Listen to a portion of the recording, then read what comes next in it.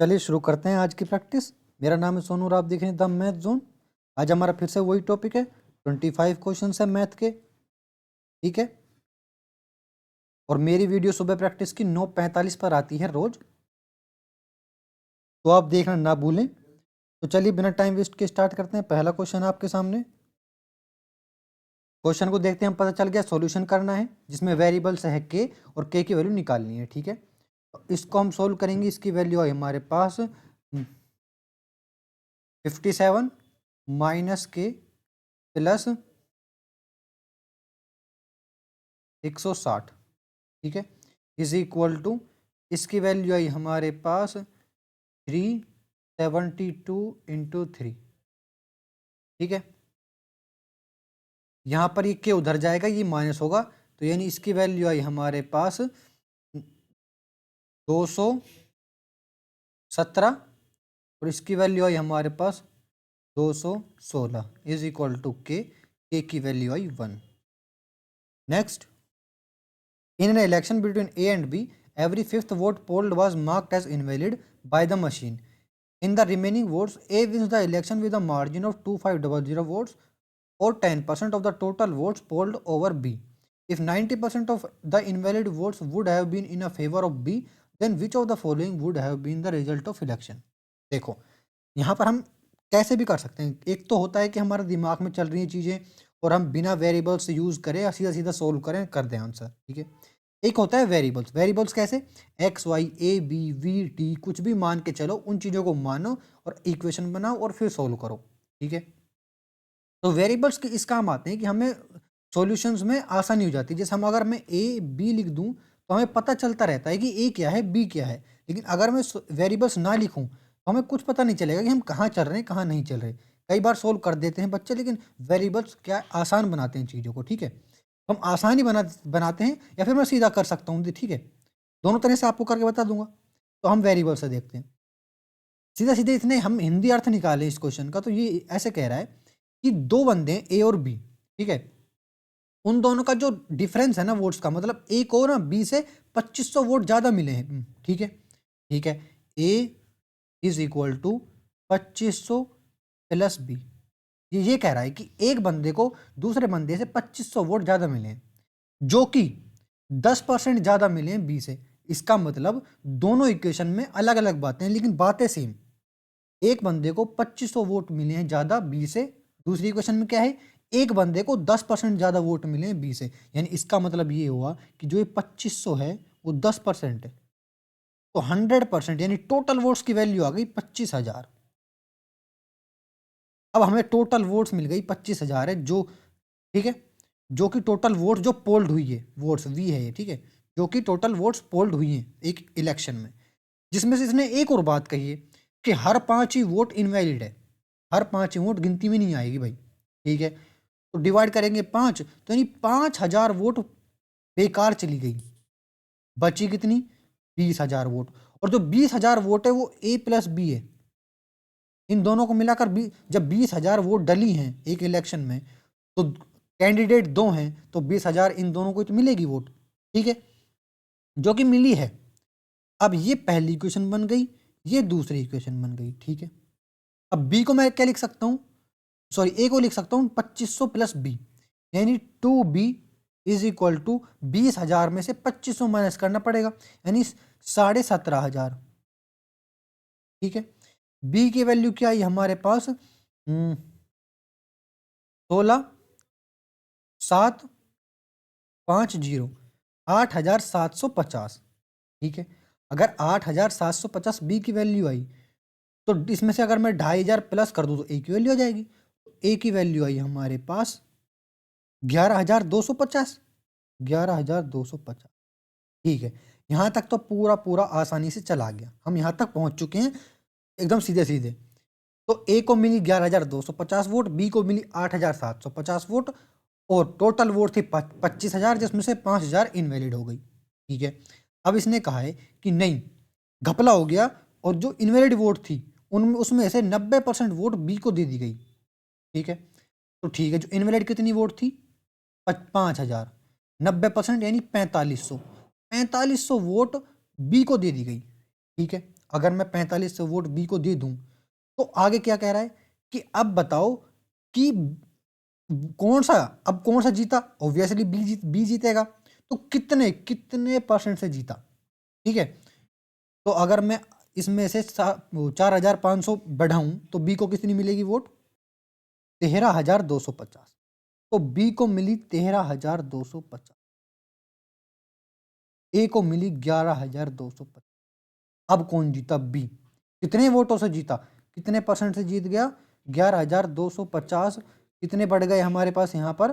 2,000। कितने परसेंट बने? 8% के लगभग लगभग हम पहुंच गए। तो बी जीत गया 8% के साथ। अब मैंने ये ध्यान देना होगा कि मैंने ये 8% क्यों लिखा? क्योंकि अगर 10 या 9 लिखता तो इससे पार चली जाती वैल्यू। हमें 1,125 को 8 से इंटू करेंगे तभी 2,000 के पास पहुंचे। ठीक है। या फिर 2,000 पहुंच जाएंगे सीधा सीधा। हाँ, सीधा सीधा 2,000 तक पहुंच जाएंगे। 9 से भी इंटू करूंगा तो 2,000 से ऊपर पहुंच जाएगी। ठीक है। और 10 से इंटू करूंगा तो 11,000 हो जाएगा। और यहां पर ये 25,000 है। ठीक है, ये ध्यान रखना। 11,250 नहीं, 25,000 है। मैंने 11,000 लिख दिया, ये 25,000 है। ठीक है। Next, find the simplified value of 5055 minus 1002 divide by 20.04। ठीक है, इसको सॉल्व करेंगे हम। तो वैल्यू आई हमारे पास 50। 5055 minus 50, 5005। Next, the population of a city increase every year at the rate of 5%। If the population of the city is 16,000, what will be the population after 2 years? तो increase होती है 5%। ठीक है। तो पहले तो हो गई 105, 105, 100 का 105। ठीक है। फिर 100, 16,000 का। ठीक है, इंटू, इसको सोल्व करना है बस। वैल्यू क्या है हमारे पास? 00 से 00, 10 से 10, 2, 8, 168 इंटू 105, 0, 4। नेक्स्ट, हमें टेबल गिवन है, हमसे क्या पूछा है? In the city A, in city A कौन सी? ये वाली। The number of student in medicine, कहाँ पर है मेडिसिन? ये रहा है 1100। Is nearly what percent of MBA? MBA कहाँ पर है? MBA MBA MBA ये रहा 1200। तो कितने परसेंट है लगभग लगभग? तो ये तो 1200 1100 पास ही पहुंच गया। तो 00। ठीक है।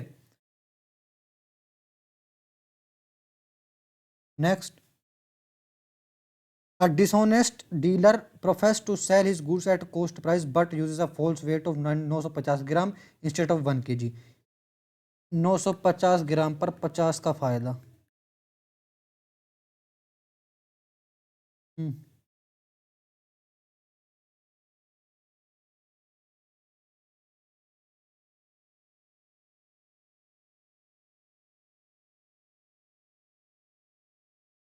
Next, find the value of 15% of 1.5, यानी 1.5 इंटू 15/100।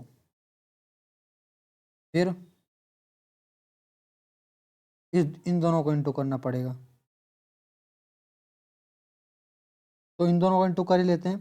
ठीक है। तो यानी देखो, इसको मैं हटाऊंगा, नीचे लगाऊंगा 100, इसको हटाऊंगा, नीचे लगाऊंगा 10। ठीक है। इंटू करेंगे यानी 11/1,000। ठीक है। यहाँ पर इंटू अभी 0.5 यानी 5 एक और 0 बढ़ा दो। ठीक है, बस अभी तक यहीं पर है। यानी 2,000, 11/2,000 प्लस, इसको देखते हैं 625। ठीक है। अब क्या देखते हैं, क्या बचा? यही बचा है ना। तो 0.15 डिवाइड बाई 0.1 यानी 1, यानी ये हो जाएगी, इसको हट जाएगा, ये 1.5 बचेगा यानी 1. अब यहाँ पर एक बार चीज़ें रहने दो। चीज़ें कैसे रहने दो कि इसको सोल्व करेंगे 225, ठीक है, यानी 22.5/100, यानी 0.225 प्लस 1.5, लेकिन यहाँ पर ना 62 है। ये एक चीज गौर करने की है, ठीक है, यहाँ पर 62 है और ये सब पॉइंटों में 1.0 पॉइंट, ये भी 0 पॉइंट में जाएगा, ठीक है, यानी पहुंचेगा लगभग लगभग 63 तक, क्योंकि 63 तक तो यही पहुंचा देगा 1.5, 62 और 1 63, और ये जो पॉइंटों में कुछ भी है वो 64 पहुंच जाएगा। आंसर है 64। हमें कुछ सोल्व करने की जरूरत नहीं पड़ी। अब कैसे नहीं पड़ी मैं आपको फिर करके बताता हूँ। इसकी वैल्यू क्या आई, मैं इसको मिटा देता हूँ, देखो ध्यान से देखो, बिना सोल्व करे आंसर कैसे आया देखो। अगर मैं ध्यान से आपको बताऊं, इसकी वैल्यू क्या आई 0.225, इसकी वैल्यू क्या आई 1.5, इस पूरे की वैल्यू क्या आई 11/2000, इसकी वैल्यू क्या आई 62.5। अब आप बताओ कहाँ पहुंचेगा आंसर। आंसर देखो, इन दोनों को ऐड कर दो, ये तो सीधा 64 पहुंच गया। अब बताओ, ये तो 0 पॉइंट में सब कुछ, तो आंसर डायरेक्ट 64 लगाओ ना, क्योंकि 65 तो पहुंच ही नहीं रहा। ये ध्यान रखो। Next, if sin x plus cos x is equal to √2 sin x, then the value of sin x minus cos x। अगर ये sin x plus cos x √2 sin x है, तो इसको माइनस बनाने के लिए हमें इन दोनों का स्क्वायर करना पड़ेगा, ठीक है, तभी हम माइनस में पहुंच पाएंगे। कैसे, ये देखते हैं। ए स्क्वायर प्लस बी स्क्वायर हो जाएगा 1, ठीक है, प्लस 2a भी हो जाएगा हमारे पास 2 sin x cos x, sin x cos x, ठीक है, is equal to √2 sin 2 sin square X, क्योंकि दोनों तरफ स्क्वायर किया है, ठीक है, और इस 1 को हम बाद में कन्वर्ट करेंगे।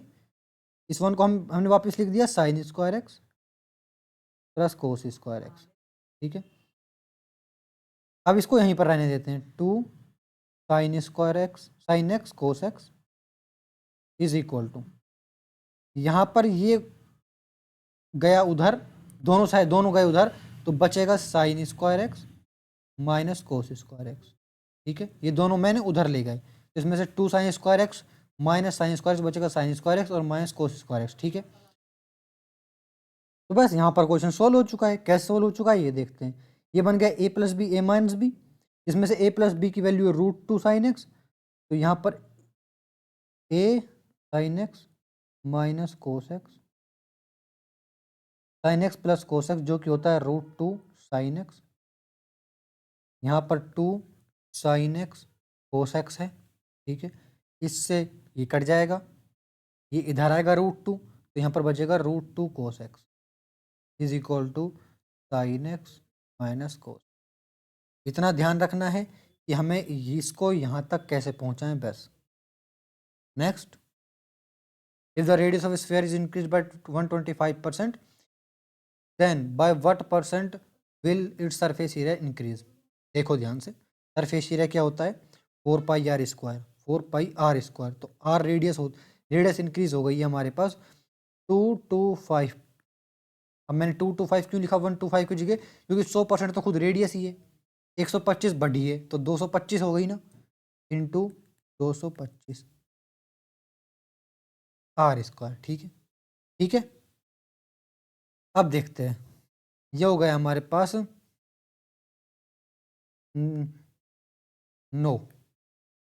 4, ठीक है। अब 225 को अगर मैं 9 से इंटू करूँ, डिवाइड करूँ 4 से, तो ये होगा 5 2 2 0 और डिवाइड बाय 4/100, तो जितनी इसकी वैल्यू आई उतनी आ जाएगी। देखते हैं, 5 और 0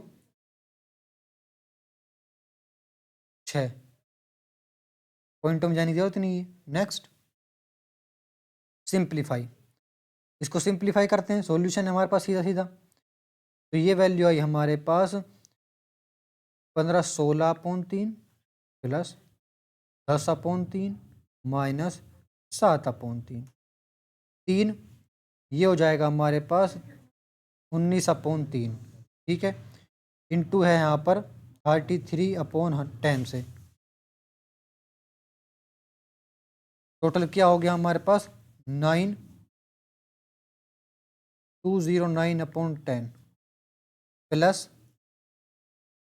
11/4 और इंटू करेंगे किससे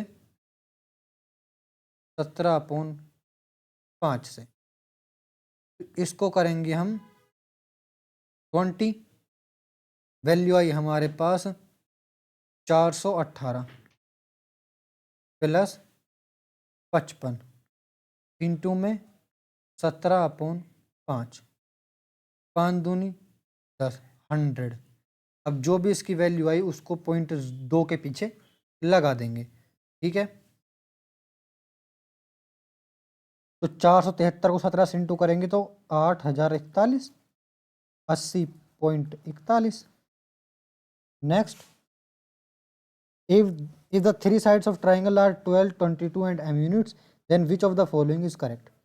अगर ट्राइंगल की 3 साइड, एक मान लेते हैं m है जो कि यहाँ पर बीच में है, तो अब एक साइड मान लेते हैं m जो कि ये है, ठीक है। अब दूसरी साइड और तीसरी साइड, एक 12 है एक 22 है, तो हम ये मान लेते हैं 12 और ये मान लेते हैं 22, ठीक है। अब m क्या नहीं होना चाहिए, क्या होना चाहिए, ये डिसाइड करते हैं। m इन दोनों का प्लस करो, ठीक है, क्या हुआ 34, 34 या फिर 34 से बड़ा नहीं होना चाहिए। क्यों नहीं होना चाहिए, अगर मान लेते हैं m की वैल्यू 34 है, तो जब तीसरी साइड 34 हो गई तो ये तो लंबी साइड हो जाएगी, यानी ये दोनों साइड अगर मैं मिला दूं तो एक लंबी साइड बन गई 34 की, और m भी अगर 34 रहा तो ट्राइंगल बना कैसे, यानी 34 से छोटा होना चाहिए, जो कि 34 से छोटा इसमें है, इसमें है, ये गलत और ये गलत। और इसको माइनस करो, बचा 10, 10 से बड़ा होना चाहिए। क्यों होना चाहिए 10 से बड़ा, भी देखते हैं। अगर मैं इसको 10 बना दूं, ठीक है, तो एक है 22, एक है 12, ठीक है। अगर मैं इसको 10 बना दूं तो ये 12 यहां पर आगे लग जाएगी, यहां पर ये वैल्यू 10 और ये वैल्यू 12, तो ट्राइंगल कहां से बना, है ना। तो 10 से बड़ा होना चाहिए और 34 से छोटा होना चाहिए, बात यहां पर ये है। Next, a cylinder of radius 7 cm has a curved surface area of 2200, find its surface area। एक सिलेंडर है जिसका कर्व्ड सरफेस एरिया होता है, क्या होता है 2πRh, 2πRh is equal to 2200। Radius कितनी है 7।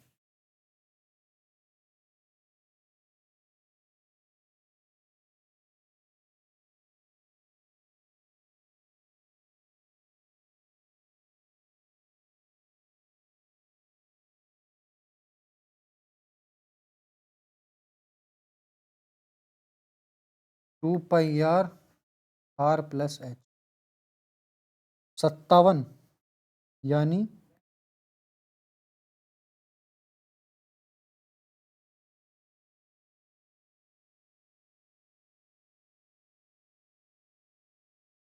अब हमें करना है 2 × 22 × 57। हमें नहीं करना पड़ेगा, क्यों नहीं करना पड़ेगा, 7 को 2 से इंटू करो लास्ट में 4 आएगा, 4 को 2 से इंटू करो लास्ट में 8 आएगा, लास्ट में 8 आना जरूरी है, और किसके लास्ट में 8 है। Next, the value of 66 divide by 3 4 - 30, सीधा सॉल्यूशन करते हैं हम इसका। 32 दूनी 64, 64 4 60, 60 डिवाइड बाय 60 1, यानी 33, 63/33। तो नेक्स्ट, टेबल गिवन है, हमसे क्या पूछा, the number of females in college A and D together, A and D कहाँ पर है, ये और ये, total number of employees, percentage of female employ, the number of female employ 35%, 700 का 35, 700 का 35% निकालना है हमें, और 800 का 35% निकालना है, सॉरी 55% निकालना है। What percent of the males in college B and C, males 550 का 30% निकालना है, और 600 का, सॉरी 30 नहीं 70, मेल्स 70% निकालना है, और 600 का 60% निकालना है, ठीक है। वैल्यू क्या आई, 2 से 2 0, 2 से 2 0, ये 2 0 और 2 से 2 0, तो यहाँ पर आई हमारे पास वैल्यू 35 24, प्लस करेंगे कितने से, 44, इन दोनों को प्लस करेंगे 685, इन दोनों को करेंगे तो 745 इंटू 100, ठीक है, 685 745, तो ये लगभग लगभग 90% भी पहुंच रहा है, ठीक है। लेकिन 90%, इसका 90% क्या होगा, इसका 90% होगा हमारे पास 7 63, यानी 6400 के लगभग जाएगा ये। हमें चाहिए ये 685, ये 650 के लगभग लगभग जाएगा, ठीक है। तो हमें सबसे बड़ा 91.95 ही है, ठीक है। जब 90 भी नहीं हो रहा, 90 से ही बड़ा चाहिए, तो ये 91 ही है आंसर। नेक्स्ट, हमें एक टेबल दिया हुआ है, हमसे पूछा what is the total number of human in city A and B, city A and B, यहाँ पर क्या चाहिए, ह्यूमन 2340 इंटू 2/3, 900 इंटू 1/4, वैल्यू आई हमारे पास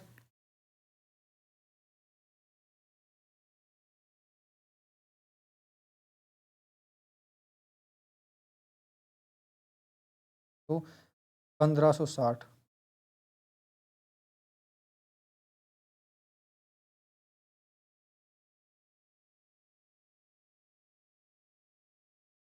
next, a shopkeeper gives a discount of 12% on the purchase of 10 kg sugar.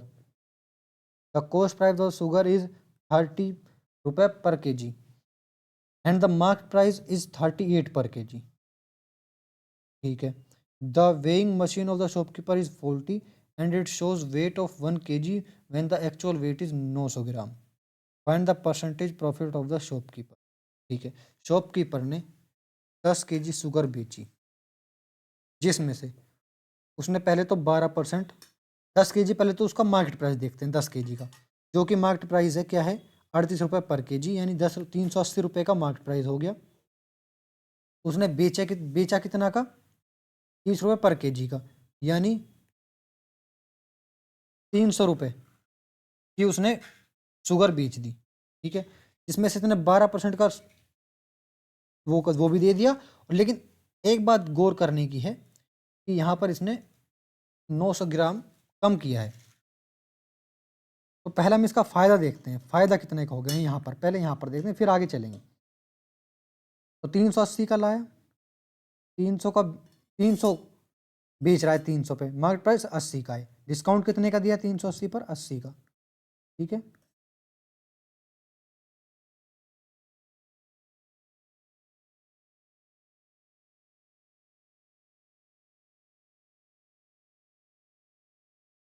कितने का discount दिया इसने, ठीक है।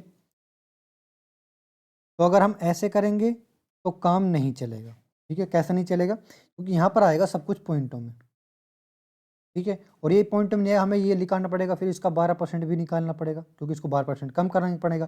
जो वैल्यू आई उसकी वैल्यू आई घटानी पड़ेगी, क्योंकि इसमें इसने वेट भी कम किया है, ठीक है। अब हम सीधे सीधे चलते हैं दूसरे मेथड की तरफ, और मेथड के दूसरे तरीके की तरफ, ठीक है। तो हम सीधे सीधे चलते हैं। देखो, इसने 30 रुपये की कोई चीज़ खरीदी, लेकिन उसने उस पर लिख दिया इसने 38 रुपये, 38 रुपये पर इसने दे दिया 12% का डिस्काउंट। कितना बचा हमारे पास, 38 का 88% निकालना है, 3344, और पॉइंट लगा देंगे बीच में। तो इसने 3344 का बेच दिया, 30 का लाया, 38 लिखा, 3344 का बेच दिया, ठीक है। इसने एक और काम किया, ये किलो के हिसाब से 10% वेट को कम कर दिया। इसका मतलब ये हुआ कि इस 30 का ना, बता तो ये 30 रहा है लेकिन 27 कर दिया, ठीक है। इसको 27 में पड़ा हो, ये कॉस्ट प्राइस बन गया उसका। 1000 ग्राम की जगह 900 ग्राम कॉस्ट प्राइस बन गया, यानी 30 रुपये की जगह 27 रुपये कॉस्ट प्राइस बन गया।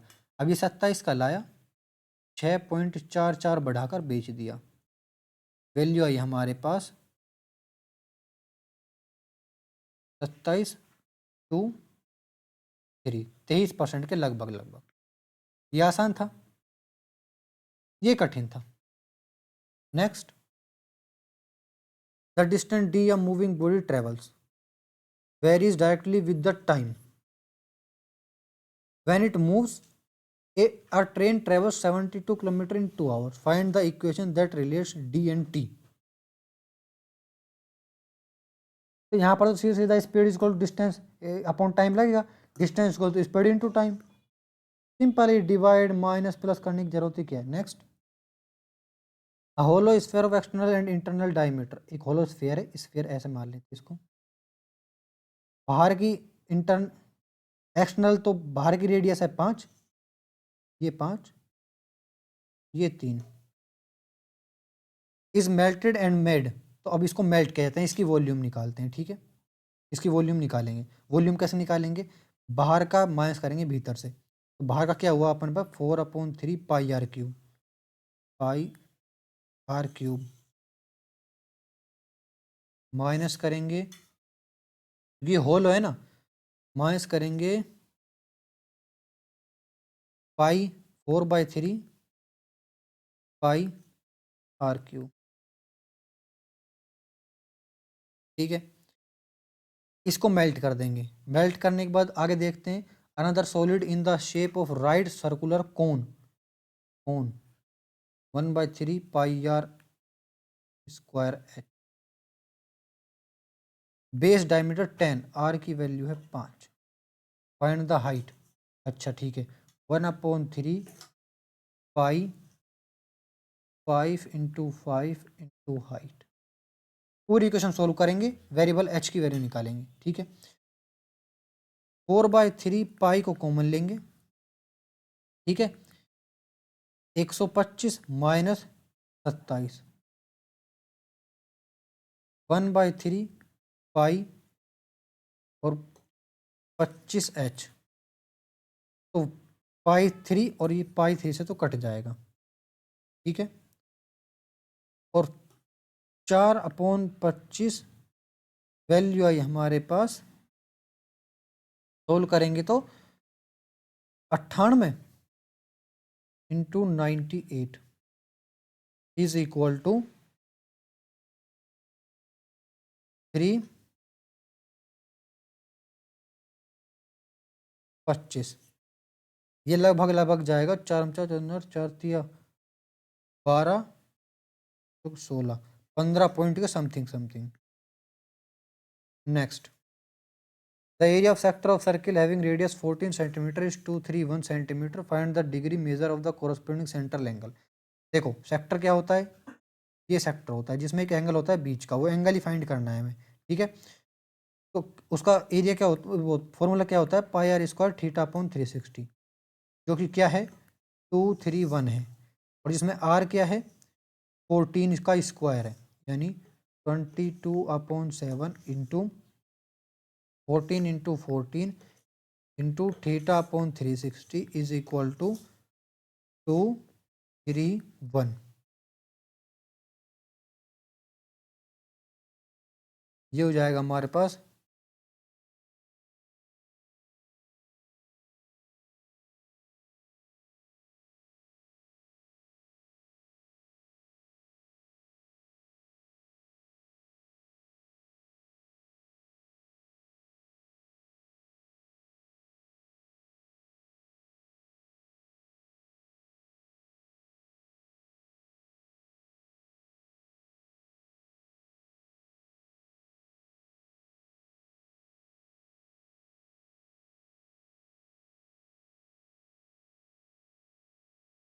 a-18 का स्क्वायर प्लस b-12 का स्क्वायर प्लस c-6 का स्क्वायर इज इक्वल टू 0।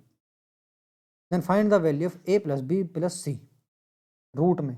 1/2 का मतलब होता है ये रूट में। ठीक है, सीधा सीधा इस इक्वेशन पता है क्या पता चलता है कि a-18 0 है, b-12 0 है, और c-6 0 है। क्यों होता है, क्योंकि जब देखो ब्रैकेट में कुछ भी हो, ठीक है, कुछ भी मान लेते हैं, ठीक है।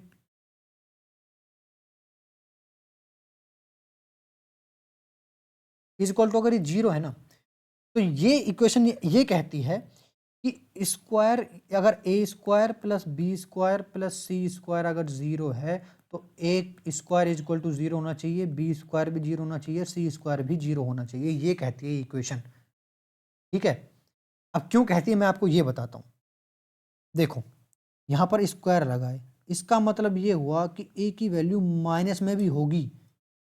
अगर ए की वैल्यू कुछ भी हुई, अगर माइनस भी हुई प्लस भी हुई, लेकिन वो आंसर हमेशा प्लस में देगी, क्योंकि ऊपर स्क्वायर लगाए। अगर ऊपर स्क्वायर लगाए तो आंसर प्लस में देगी, तो जीरो आने का चांस बनता ही नहीं है जब तक इनकी वैल्यू जीरो ना हो जाए। बनेगा चांस जीरो आने का? नहीं बनेगा।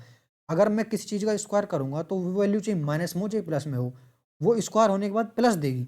अगर वो प्लस देगी तो जीरो के अलावा इस दुनिया में कोई सी वैल्यू हो, वो तीनों का प्लस करने पर जीरो आएगा ही नहीं। जीरो तभी आएगा जब ये स्क्वायर करने पर जीरो आए, ठीक है। अब आप समझे? तो देखो ये जीरो कब देगी, ये इक्वेशन जीरो तब देगी जब ये पूरा जीरो हो, जब ये पूरा जीरो हो तब ये, जब ये पूरा जीरो हो, ठीक है। अगर इसके अलावा ये कुछ भी हुआ तो जीरो आएगा ही नहीं आंसर, ठीक है। तो यहाँ पर ए की वैल्यू है हमारे पास 18। मैंने यहाँ पर स्क्वायर क्यों नहीं लिखा? क्योंकि स्क्वायर हट जाएगा, क्योंकि जीरो है ना, दोनों तरफ रूट लेंगे तब भी लास्ट में जीरो ही रहेगा, तो स्क्वायर कोई मतलब ही नहीं रह गया। ए की वैल्यू 18, बी की वैल्यू 12, सी की वैल्यू 6 रख दो। 18 प्लस 12 ये हो गया हमारे पास 30, और ये 36, और रूट में 36 यानी 6 प्लस माइनस का। ये बात हमेशा ध्यान रखना ये वाली इक्वेशन का। नेक्स्ट, ये हमें टेबल गिवन है और हमसे ये पूछा है what was the percentage increase in the number of mango trees planted in 2020। 2020 में कितने? 52,000। Compare to the number of mango trees planted in 2018। 2018 में मैंगो 40,000, कितने बढ़ गए? 12,000। 40,000 पर 12,000 बढ़ गए, ठीक है। नेक्स्ट, ये हमें फिर से टेबल गिवन, हमसे पूछा find the difference between the least percentage, find the difference between the least percentage increase and the highest percentage increase in year 2019 to 2020। तो हमें ये देखना है कि 5,000 में और 6,000 में कितना बढ़ा। इसमें बढ़ेगा 20%, ठीक है। तो हमें ये देखना है बस, हाईएस्ट और लोवेस्ट का डिफरेंस निकालना है, ठीक है। तो अगर मैं ये अगर 20% बढ़ा, 2019 से 2020 में गए तो हमने 20% बढ़ा दी मैन्युफैक्चरिंग, ठीक है। तो देखो अब ध्यान से देखो, अब परसेंटेज मत निकालो, एक बार देख लो। 10,000 का 12,000 हुआ, ठीक है, पास पास हुआ, कम नहीं है। 8,000 का 12,000 हुआ, यानी ज़्यादा बढ़ गया।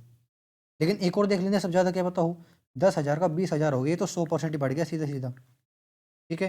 और यहाँ पर 5,000 का 6,000, ये 20% हुआ। ये मिनिमम, ये मैक्सिमम, ठीक है। तो अंतर क्या है? 80% का, बस वही पूछा इसने। Next, simplify. 8 1 16।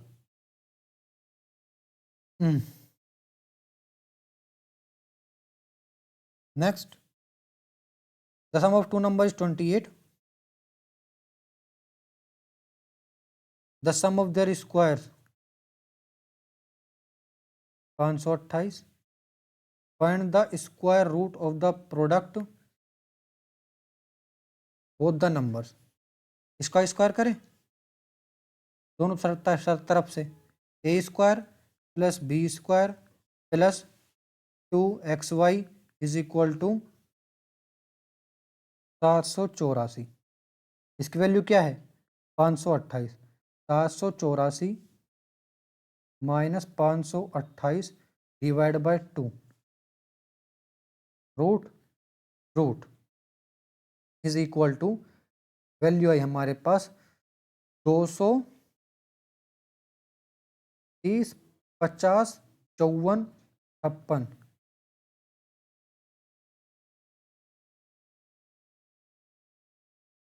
Root X Y is equal to, root में 128, 128 यानी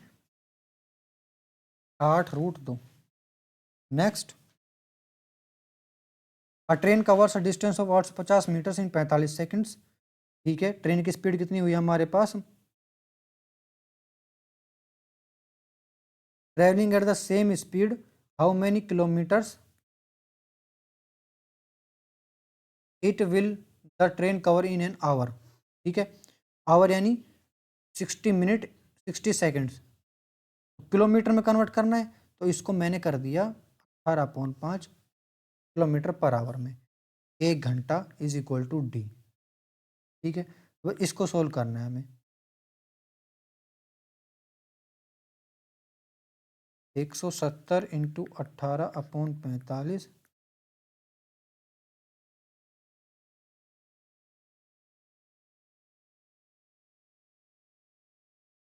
थैंक यू।